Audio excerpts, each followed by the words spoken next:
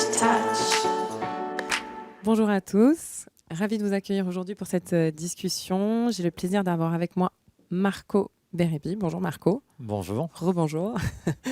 Alors, juste pour donner un petit peu de contexte, cette masterclass qui est organisée au sein du festival We Are French Touch est organisée en partenariat avec le réseau French Founders. Pour ceux qui ne connaissent pas, en 2 mots, c'est un réseau international de dirigeants, de décideurs, d'entrepreneurs, d'investisseurs, de C-level de grands groupes que l'on va connecter entre eux partout dans le monde pour les faire avancer dans leurs enjeux business. Alors aujourd'hui, j'ai la chance d'avoir avec moi un membre French Founders au parcours hors du commun, Marco Bérébi. Alors, on va évidemment parler de son parcours pendant cette masterclass, mais avant de rentrer dans le détail des différentes étapes, je voudrais rappeler quand même ce qu'a fait Marco pendant tout son parcours professionnel. Et accrochez-vous parce qu'il a fait beaucoup de choses. Déjà, c'est un double agent puisqu'il a, un agent double puisqu'il a une carrière très business et puis une très grande carrière dans le secteur culturel. Alors pour commencer déjà, Marco, tu as commencé par animer une des premières radios libres françaises pendant tes études. Ensuite, tu as été un des pionniers dans la micro-informatique, à tel point que tu as été... une des premières sociétés que tu as créées, c'était dans les algorithmes financiers. Déjà à l'époque, tu avais compris l'importance des algorithmes dans les années 90. Cette première société qui s'appelait Marvin Software a été présente à Paris, New York, Londres, Tokyo, Montréal, pour devenir le leader mondial des algorithmes financiers avant d'être vendu au groupe Reuters. Ensuite, tu as quitté ce secteur-là, tu es parti développer une technologie pour les centres d'appel et tu as participé à sa mise en bourse en 2000 quand même. Et enfin, en 2000, tu as cofondé une société bordelaise qui s'appelle eDevice et qui a été, pareil, un des pionniers dans les objets connectés, notamment dans le domaine de la santé. eDevice, racheté en 2016 par une société américano-chinoise. Donc voilà, énormes success stories sur la partie business. Et puis en parallèle, tu es quand même l'agent de JR depuis près de 20 ans maintenant. Tu as commencé avec cette fameuse exposition qui vous a fait connaître Face to Face pour parler du conflit israélo-palestinien. Tu as coécrit beaucoup de livres avec JR, notamment des livres qui ont été publiés chez Gallimard. Tu as produit plusieurs films présentés au Festival de Cannes, au César, aux Oscars. Tu as remporté des prix dans 2 catégories. Et puis là, dernièrement, pendant le confinement, notamment, tu as servi plus de 5000 repas par jour pour des personnes dans le besoin grâce à l'action du Réfectorio avec des plus grands restaurants de Paris, dont le Crillon, le Septime, la Gare et bien d'autres.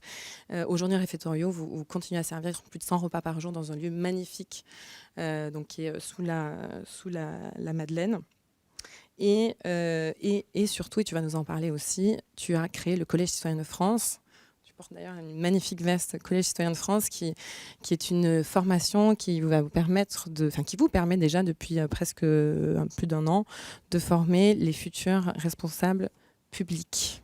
En fait, je fais partie des cofondateurs, puisque 9 le Collège cofondateurs. citoyen de France, Ouais. c'est 10 cofondateurs, et on a essayé de faire en sorte que cet aspect collectif soit essentiel et fasse partie justement de ce qu'on veut expérimenter et enseigner aussi aux gens qui rejoignent le collège. Excellent. Alors déjà, j'ai oublié de le dire quand même, puisque tu es un entrepreneur très discret, mais pour autant, tu as reçu beaucoup de prix, notamment par le Time Magazine. Tu as été élu parmi les 25 Européens qui changent la façon dont nous vivons. Tu as reçu le Transformation Award de l'Université de Wharton et bien d'autres prix que je ne vais pas citer. Donc ma première question, c'est en quoi la culture a été pour toi un atout, une manière de voir toutes tes activités business, en quoi ça a été vraiment pour toi une valeur ajoutée dans toute ta carrière? Qu'est-ce que ça t'a apporté finalement d'avoir cette double casquette culturelle? Alors en fait, j'ai commencé dans la culture. C'est-à-dire que quand j'étais à 19 ans, Mitterrand est élu, il y a un changement de pouvoir.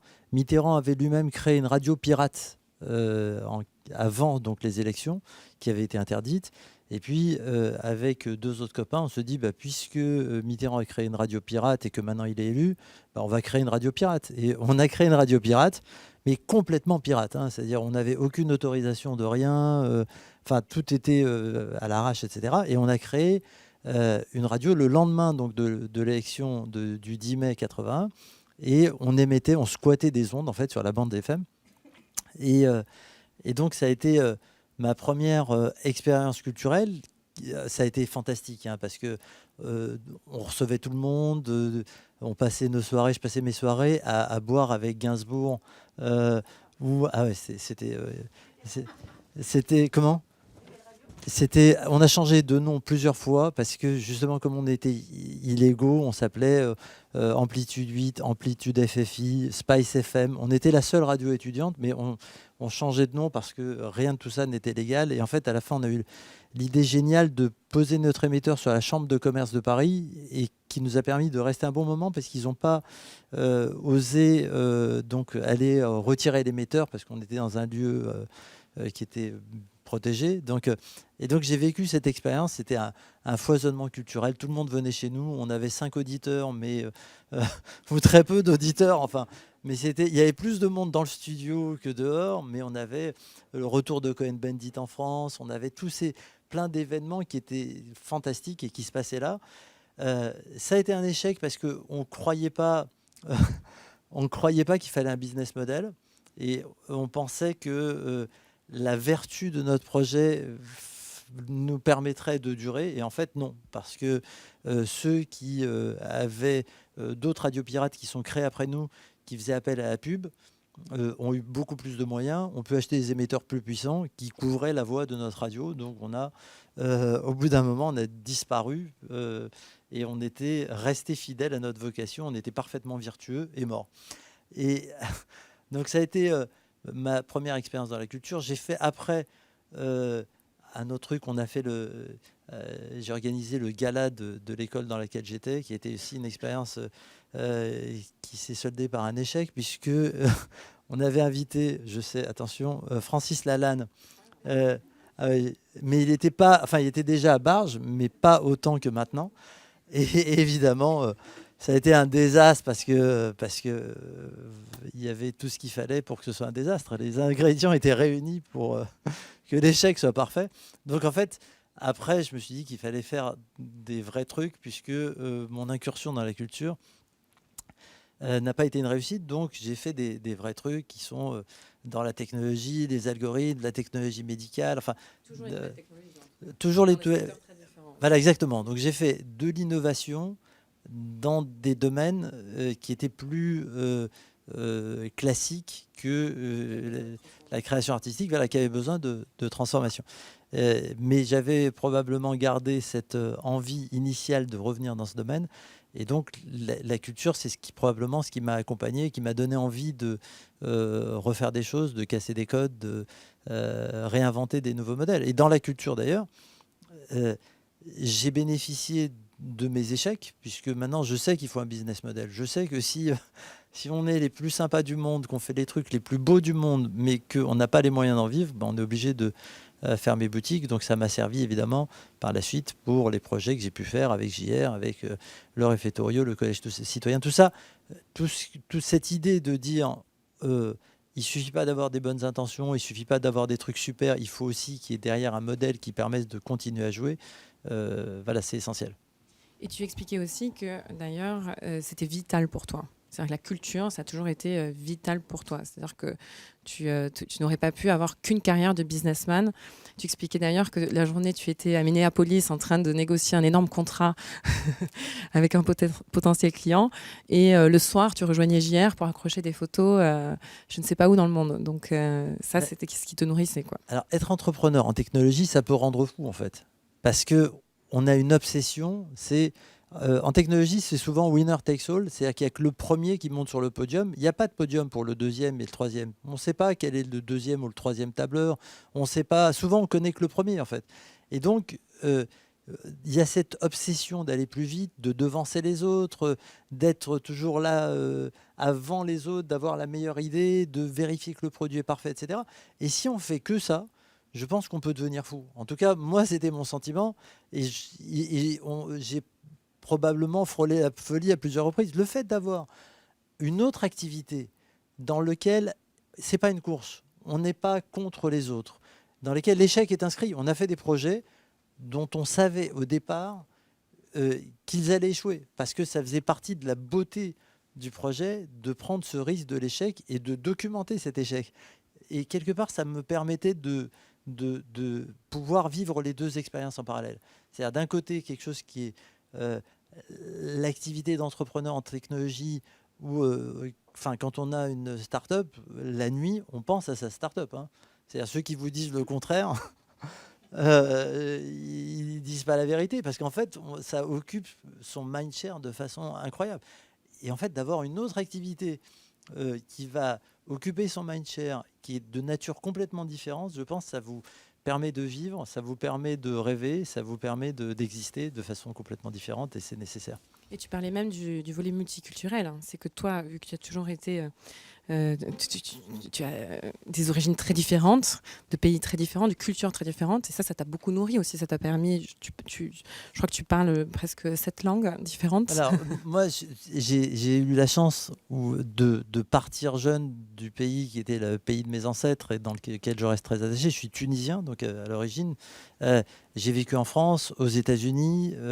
J'ai vécu en Suisse. Enfin, j'ai 3 nationalités. Mes enfants vivent dans des pays encore différents, au Mexique, aux États-Unis. Mon père dans un autre pays. Donc, je viens d'un environnement très multiculturel où tout le monde parle une langue différente et où souvent on est même avec 3 enfants et ma femme. Des fois, on est 5 sur des continents différents parce qu'on a des activités qui sont donc oui, ça m'a permis aussi de mieux comprendre les autres et au niveau de ma boîte, ça m'a permis de ne pas avoir peur d'aller voir des clients américains ou de vendre ma boîte à une entreprise chinoise parce que quelque part, j'arrivais à comprendre ces cultures qui sont très différentes des nôtres. Donc, c'est un autre aspect de la culture. C'est pas des livres, c'est pas des films, c'est pas de l'art.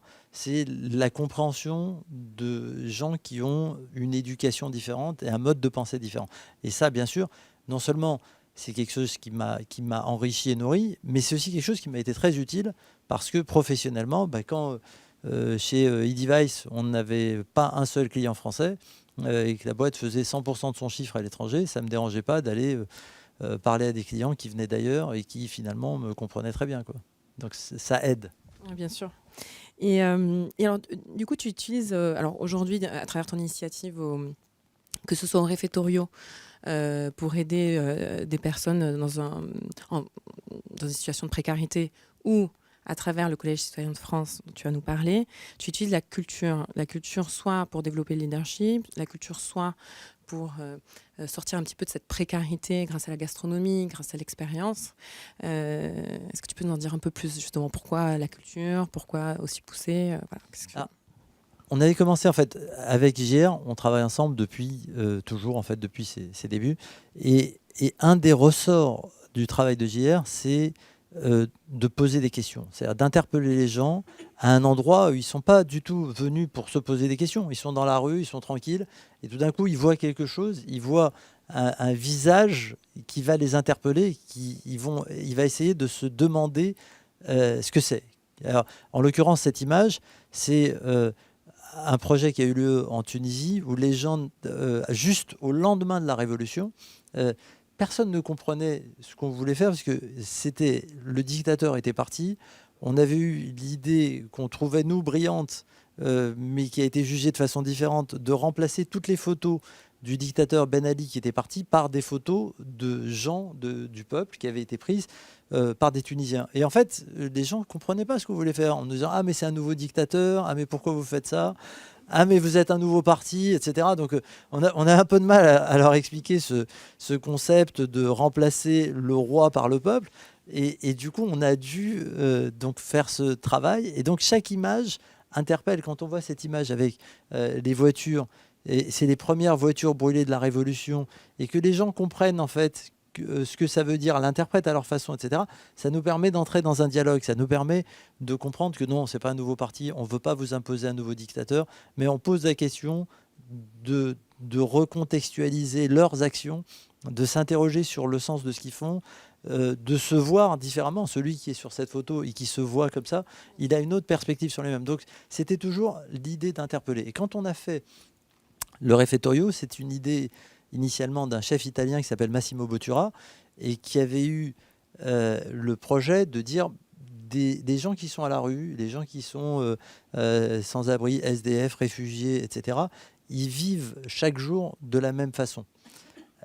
Pouvoir leur donner l'opportunité de rencontrer des personnes qui sont d'un milieu différent, avoir un dialogue différent, se voir soi-même, se trouver beau parce que vous allez être servi par quelqu'un qui va venir, qui va vous parler de façon comme on parle aux clients d'un restaurant 3 étoiles, etc., ça peut changer la dynamique.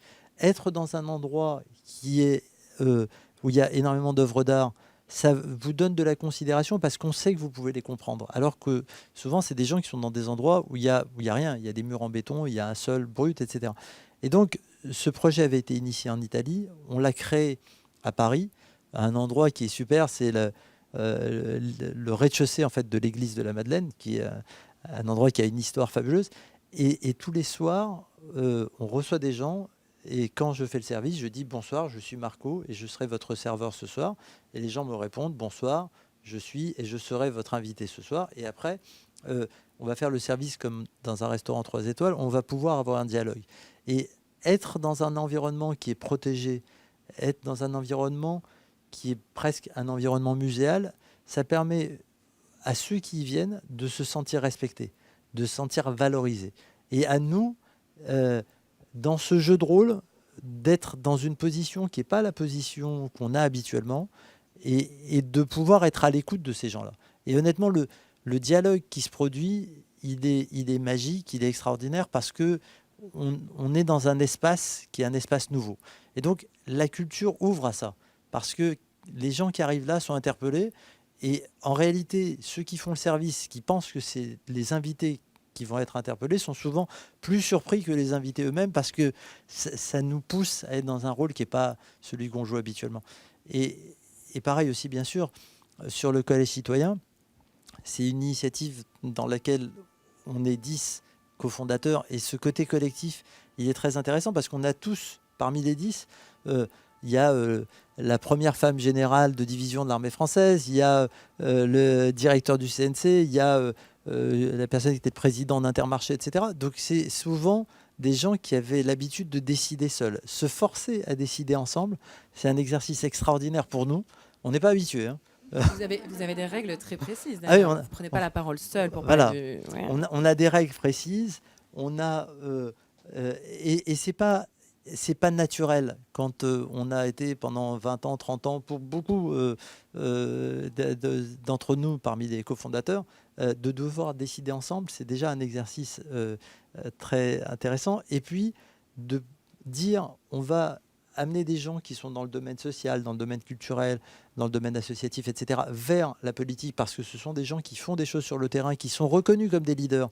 Et on va les amener à prendre des responsabilités publiques, on va les aider s'ils le souhaitent, parce que c'est eux qui peuvent changer les choses. Et donc sur ça, il y a des intervenants qui sont des intervenants culturels qui vont venir parce que le fait de se poser des questions, d'essayer de voir les choses différemment, d'être interpellé, ça fait partie de ce qui est probablement nécessaire, qui manque peut-être aux politiques. L'imagination, le questionnement. D'ailleurs, on a eu un des intervenants a été brutal, puisque Mathieu Kassovitz est venu en disant, en interpellant les étudiants et en disant, en fait, il a fait un speech pour expliquer aux étudiants que ce qu'ils faisaient ne servait à rien. Et en fait, il y a eu des réactions très diverses, mais la première chose dont on a été témoin, c'est que les gens n'ont pas fui ou n'ont pas capitulé. Il est resté 5 heures parce que chacun a répondu en expliquant pourquoi ce qu'il faisait servait à quelque chose. Et après ça, ils ont tous essayé de comprendre ce qu'il y avait d'intéressant à prendre à cela. Donc il y a toujours dans l'art, même quand il est brutal, même quand il pose des questions qui sont amenées de façon inattendue, il y a toujours quelque chose à en tirer. Et donc, il y a bien sûr JR, Tania de Montaigne, qui est une artiste extraordinaire, qui a fait une pièce que j'ai vue hier soir, qui est noire, qui joue encore pour quelques jours, donc qui est une artiste. Il y a Édouard Bergeon, qui a fait le film Au nom de la Terre, qui est sur son histoire personnelle. Donc, il y a des artistes qui sont là, qui partagent leurs idées et qui nous amènent à un endroit qui est inconnu pour nous. Et c'est chaque fois une découverte, un apprentissage et un émerveillement. Enfin, c'est ça le pouvoir de l'art. Très intéressant. Alors, ça, c'est l'équipe des 10 cofondateurs avec donc la veste du Collège citoyen des cofondateurs est réversible. Donc on l'a en bleu, blanc, rouge et on assume le bleu, blanc, rouge. Le bleu, blanc, rouge ne doit pas appartenir aux extrêmes. Le bleu, blanc, rouge, le drapeau français, il est à tout le monde. Il est aux gens de gauche, de droite, du centre, aux écologistes, etc. Donc on a voulu se réapproprier ce symbole qui est à nous tous. C'est des couleurs qui nous rassemblent et que tout le monde au collège, quelle que soit leur orientation politique, assume avec plaisir. Et on est en train de reprendre le drapeau français qui appartient à chacun d'entre nous. Et d'ailleurs, dans cette première promotion du Collège citoyen de France, ce qui est intéressant, c'est que tu as des parcours, des profils qui sont extrêmement différents, extrêmement variés. Et comment se passe cette première promotion? Tu me disais tout à l'heure qu'il y avait un de tes élèves qui essaie de te contacter par téléphone. Ah oui, alors d'abord, on a eu 500 candidatures. On a retenu 50 élèves, 50 étudiantes et étudiants. Il y a en fait 27 étudiantes, 25 étudiants. Donc, il y en a que j'adore. C'est-à-dire que c'est vraiment, ils ont tous une énergie de folie. Ils ont tous fait des choses. C'est tous des gens qui sont acteurs sur le terrain. Je pourrais en citer 50 et vous raconterez leur parcours parce que c'est des gens qui partent de leur situation personnelle, qui est parfois une blessure, et qui, au lieu de le subir, décident de le transformer en quelque chose de positif, de faire en sorte qu'ils puissent aider les gens qui pourraient être victimes à être protégés. Et ils font tous ce travail qui est fantastique. On a parmi nos 50 étudiants, et tous ont l'ambition de faire en sorte qu'ils aient une influence sur les politiques publiques. Donc on a Nora Fraisse qui a créé des maisons de Marion pour lutter contre le harcèlement scolaire et faire en sorte que ça fasse partie du cursus scolaire dans toutes les écoles, parce qu'elle-même a subi un drame lié au harcèlement. Il y a Diariata Endai qui travaille sur les questions de violence contre les femmes, qui fait un travail fantastique avec Résonante et Appel, qui a une app qui fait de la technologie qui permet aux femmes qui sont victimes d'agressions d'enregistrer les agressions, de faire en sorte que des gens puissent les écouter, qu'ils puissent intervenir à distance, etc. Donc, et qui fait un parcours extraordinaire. Son application a déjà été téléchargée plus de 60 000 fois. Il y a Nora Viviani, qui était une infirmière très vocale pendant le premier confinement, à la fois pour engueuler le gouvernement quand il manquait des outils pour pouvoir faire leur travail, et pour engueuler les gens qui allaient en boîte de nuit et qui créaient des clusters, et qui a décidé maintenant de travailler au bien-être des soignants pour faire en sorte qu'il y ait moins de démissions, que les soignants soient en mesure de remplir leur mission, etc. Donc, il y a souvent des gens qui ont une vraie mission, qu'ils ont chevillée au corps et qu'ils essayent de développer et de transformer en politique publique. Et il y a, sur les 52, il y en a, chacun a une histoire, un parcours, et ils avancent tous de façon extraordinaire. Donc vous allez les accompagner justement pour que leur projet aboutisse. Alors, on les accompagne pendant leur période de scolarité. Donc là, ça a commencé le 4 juin et ça se finit le 13 décembre. Après, il y aura une période où ils pourront aller faire un stage court dans une entreprise pour être confrontés à une réalité qui est différente de la leur. Et puis après, ils resteront dans les alumni, les anciens élèves du collège, et ils se rencontreront avec les nouveaux élèves et ils créeront des synergies. Il y en a dans toutes les régions de France. Il y en a dans toutes les activités, que ce soit santé, éducation, sécurité, enfin sur toutes les activités. Et je pense que dans quelques années, on aura des centaines d'anciens élèves qui travaillent tous main dans la main, quelles que soient leurs orientations politiques, et avec les 9 autres cofondateurs, on les suit de près, on va rester proches et on va les accompagner pour que demain, ils représentent un poids de gens qui sont modérés, pas d'extrémistes, pas d'extrême gauche, d'extrême droite ou d'extrême quoi que ce soit, des gens qui écoutent, qui savent dialoguer, qui respectent la science, qui s'instruisent avant de pouvoir intervenir dans des domaines. Enfin, c'est les gens qu'on rêve de voir au pouvoir demain. Très bien. Et alors, ma dernière question, je voulais plutôt te demander quelle serait, alors, toute l'expérience que tu as en tant que businessman, mais aussi dans le domaine culturel, dans cette masterclass, ici en présentiel, mais aussi en ligne, il y a des entrepreneurs qui nous écoutent, peut-être aussi des futurs responsables publics. Qu'est-ce que tu as envie de leur dire sur l'importance de la culture ou même de la multiculturalité quand on devient un leader, que ce soit dans le secteur business ou dans le domaine public? Toi, on a compris qu'à différentes étapes de ta carrière, ça t'a nourri. Qu'est-ce que tu as envie de leur partager comme message? Il y a deux choses, il y a la culture et les valeurs. Je pense que pour demain, et déjà pour aujourd'hui, une entreprise qui n'a pas de valeur, elle est vouée à disparaître. Elle n'arrivera plus à attirer des talents. Aujourd'hui, les talents veulent du sens. Et quand des boîtes n'ont pas de sens, je pense qu'il y a un moment où on va s'en apercevoir et où on s'éloignera en tant que client, en tant que salarié, en tant qu'investisseur de ces entreprises-là. Donc, tous ceux qui créent des entreprises aujourd'hui, je pense que la dimension des valeurs, elle doit être prise dès le départ. Ça doit pas être un add-on, ça doit être quelque chose qui fait partie de l'ADN de la nouvelle entreprise. Et après, sur la culture, c'est un domaine un peu différent, mais la culture, c'est ce qui permet d'avoir un référentiel de valeurs commun.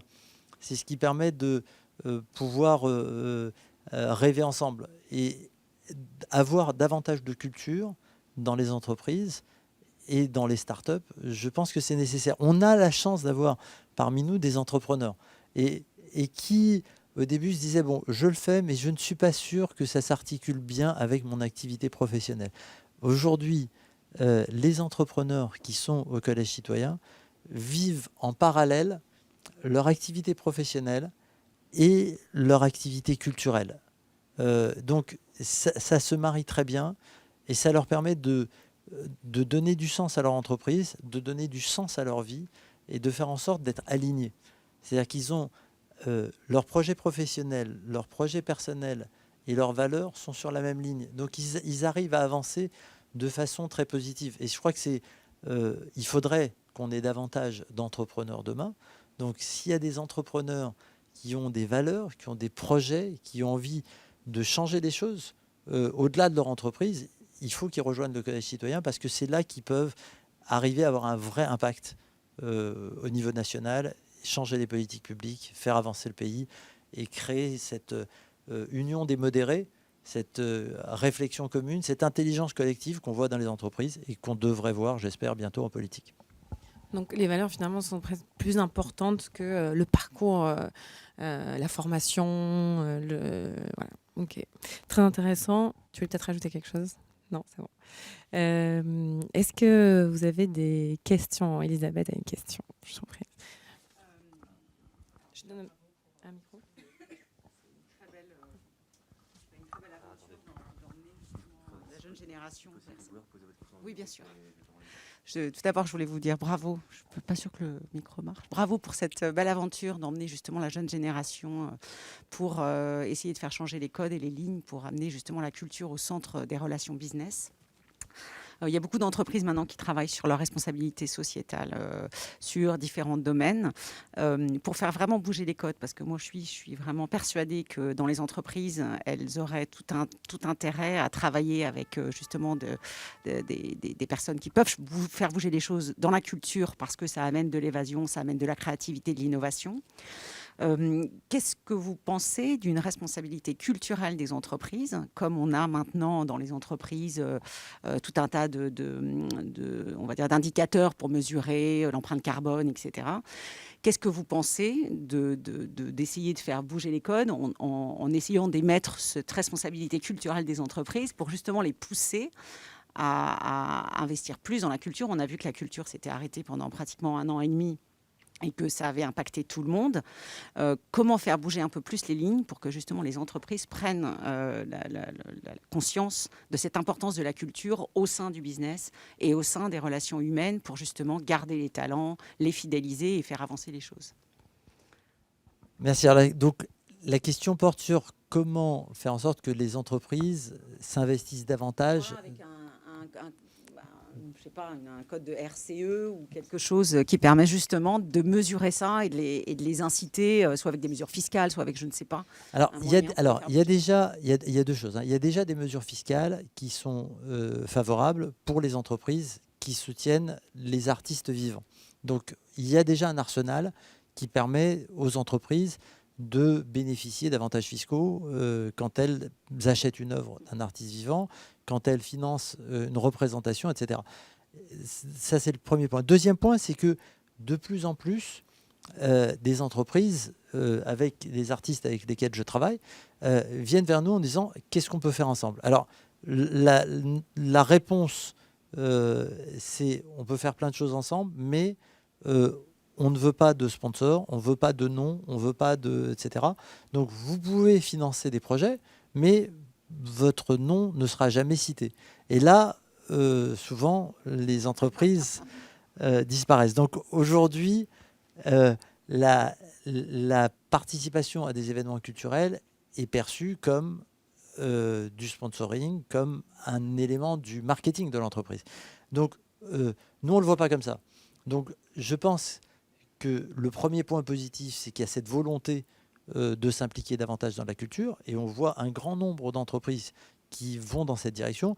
Le deuxième point, ça sera de comprendre que la culture n'est pas un outil marketing, mais c'est un élément de partage d'une vision commune.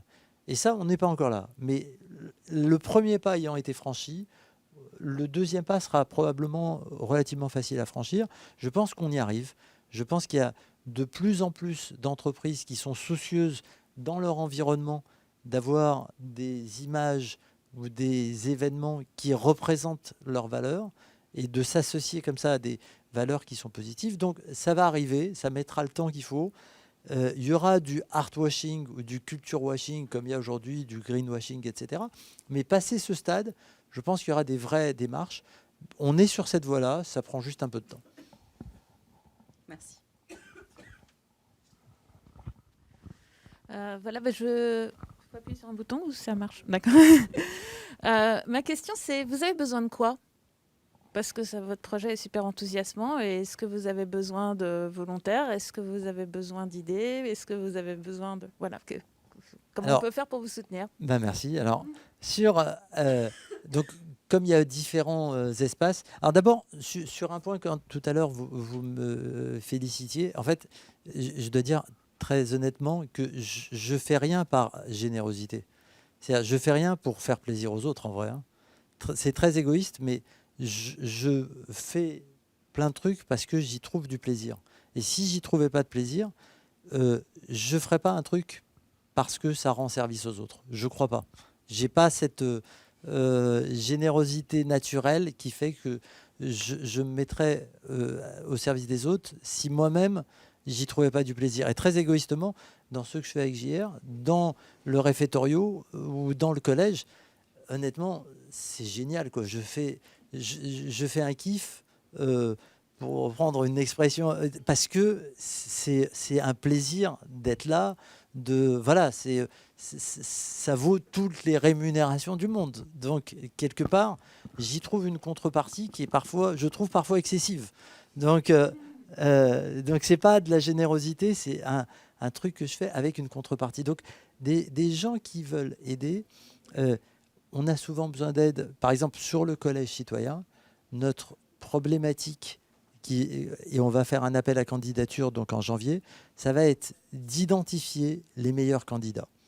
Et sur ça, sur la session précédente, les meilleures remontées qu'on a eues, c'est les gens à qui on en a parlé, qui ont été sensibilisés, qui ont identifié des gens, des personnes qui pouvaient être des candidats au collège et qui sont venus donc nous rejoindre. Et ça a été extraordinaire parce que c'est là qu'on a un filtrage supplémentaire à celui qu'on peut faire nous au cours d'un entretien, 2 entretiens, 3 entretiens. Si vous connaissez quelqu'un qui peut être un candidat du collège citoyen, que vous l'aimez, le respectez, vous l'imaginez en responsable public, ça a énormément de valeur pour nous. Et ça, on a évidemment, bien qu'on soit 10 cofondateurs, on a un réseau qui est malgré tout limité, on n'a pas toute cette information, on a besoin de gens qui sont impliqués, sensibles à notre cause, qui vont nous aider à faire du rabattage des meilleurs candidats. On ne veut pas en laisser passer un seul, c'est comme ça, ça sera ça notre force. Ça sera notre promo 2, notre promo 3, notre promo 1 qui est fantastique, etc. Oui, c'est 6 mois, c'est tous les mardis soirs de 18 à 20h, un samedi sur 4 toute la journée, 2 bootcamps de 4 jours. Donc c'est tout à fait compatible, dont un week-end. Donc c'est tout à fait compatible avec une activité professionnelle. Sur la promo 1, on a des gens qui ont entre 18 et 56 ans avec une médiane à 36 ans.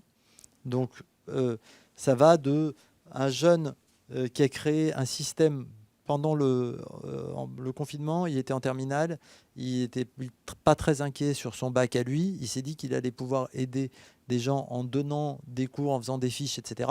Il y a 50 000 personnes qui suivaient son cours, il s'est dit qu'il pouvait amplifier le mouvement, donc c'est un jeune, il a bientôt 19 ans maintenant, et il y a 56 ans, c'est une personne qui a eu des difficultés scolaires, qui a gravi des échelons, qui est devenu proviseur d'un lycée et qui s'est donné comme mission de laisser personne derrière. Donc d'aller chercher tous ceux qui sont à la fin de la rangée, ceux qui ont du mal à apprendre, ceux qui ne sont pas forcément rentrés dans le moule de l'école et de les amener à faire des études et peut-être à briller autant, si ce n'est davantage que les autres. Donc on a des extrêmes comme ça de 18 à 56 ans et au milieu on a donc c'est souvent des gens qui ont déjà fait quelque chose. C'est pour ça que la médiane est à 36 ans. Et donc sur ça, on est preneur évidemment de tous les candidats. Et sur les autres activités, avec JR, on fait souvent appel à des bénévoles chaque fois qu'on lance un projet d'envergure. D'une part parce que c'est nécessaire et d'autre part parce qu'on y trouve beaucoup de plaisir à nouveau quand on est 400 à faire un collage sur le Louvre comme en 2019, c'est génial. Ce désordre, ce truc, cette improvisation, les gens qui se plantent, qui mettent la mauvaise bande au mauvais endroit, etc. Tout ça, ça fait partie du plaisir. Alors que si on le fait tout bien, proprement, de nuit, ça sera fait, mais il n'y a pas le même plaisir. Et au Réfectorio, il y a 150 bénévoles qui travaillent. Quand on a fait Action Réfectorio, il y avait 150 bénévoles tous les jours qui faisaient des livraisons. Il y a toujours le Réfectorio, tous les soirs, on reçoit une centaine de personnes donc sur la Madeleine. Donc c'est des systèmes qui fonctionnent beaucoup sur le bénévolat et toujours avec un bénévolat où on doit prendre du plaisir.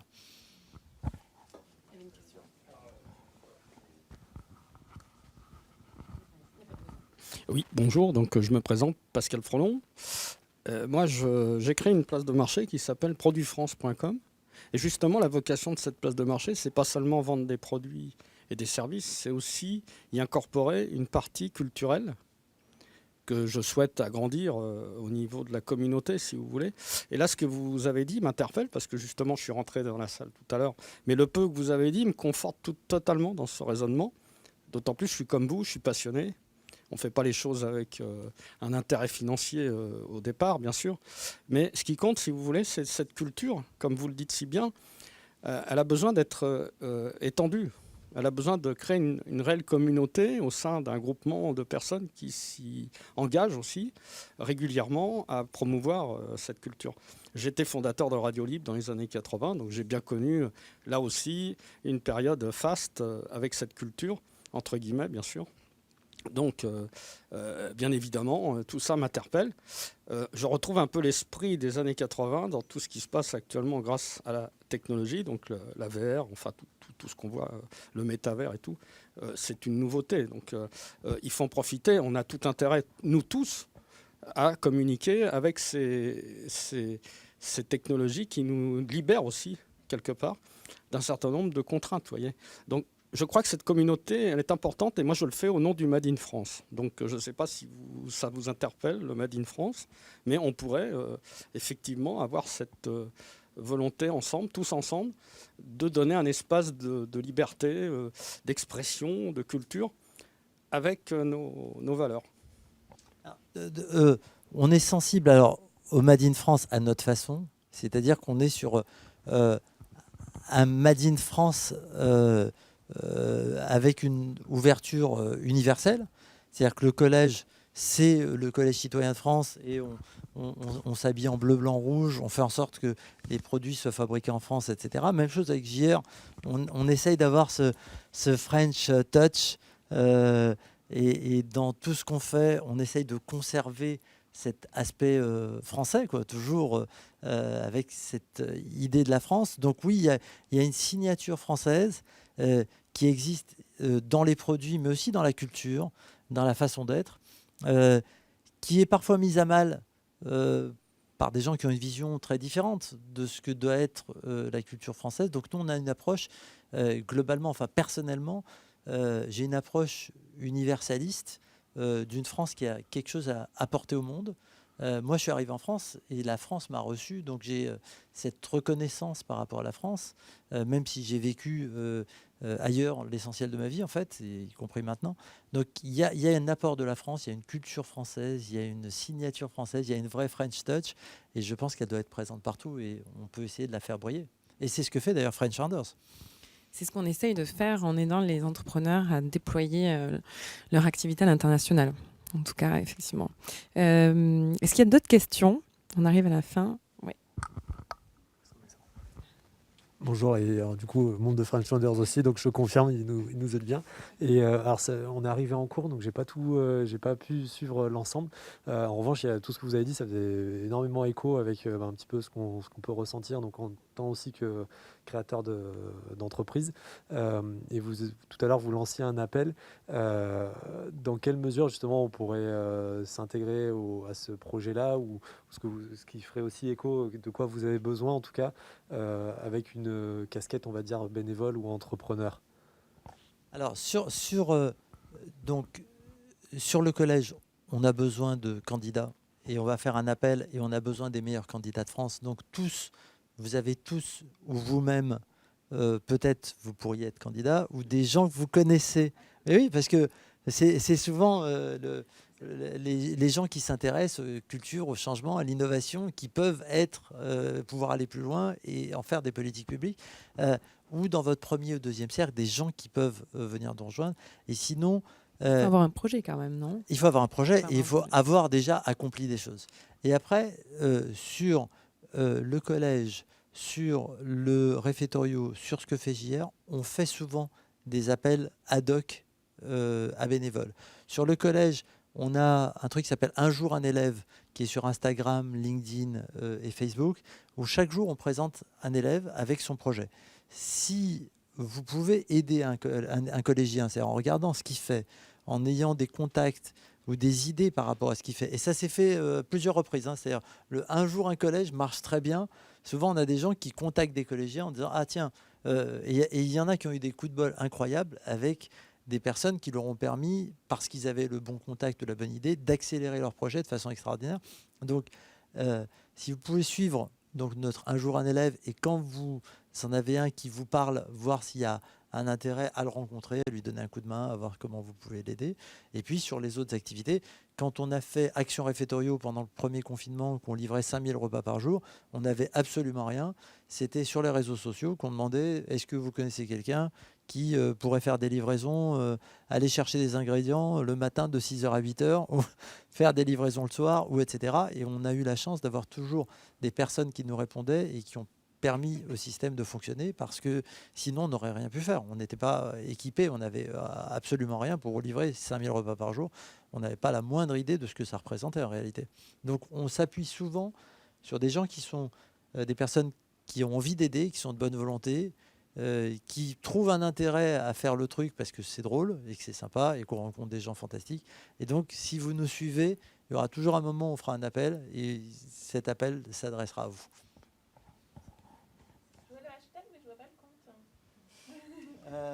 Je vous le montre après. C'est sur Instagram, je crois que c'est Collège Citoyen de France. Il y en a où c'est Collège Citoyen, d'autres Collèges Citoyens de France. Très bien, merci beaucoup Marco, on a un peu dépassé mais c'était très intéressant. Nous aussi on va regarder chez French Founders un jour en élève parce que parmi nos 4000 membres partout dans le monde, il y a quand même de fortes chances qu'on arrive à trouver du soutien. Bravo en tout cas, je vous encourage tous à aller regarder ce que fait Marco, son parcours hors du commun et puis aller regarder de près ce que fait et le Réfectorio et le Collège Citoyen de France. Merci d'avoir participé et j'espère en tout cas que ça vous inspirera et que vous deviendrez tous des leaders créatifs et que vous resterez connectés à la culture. Merci.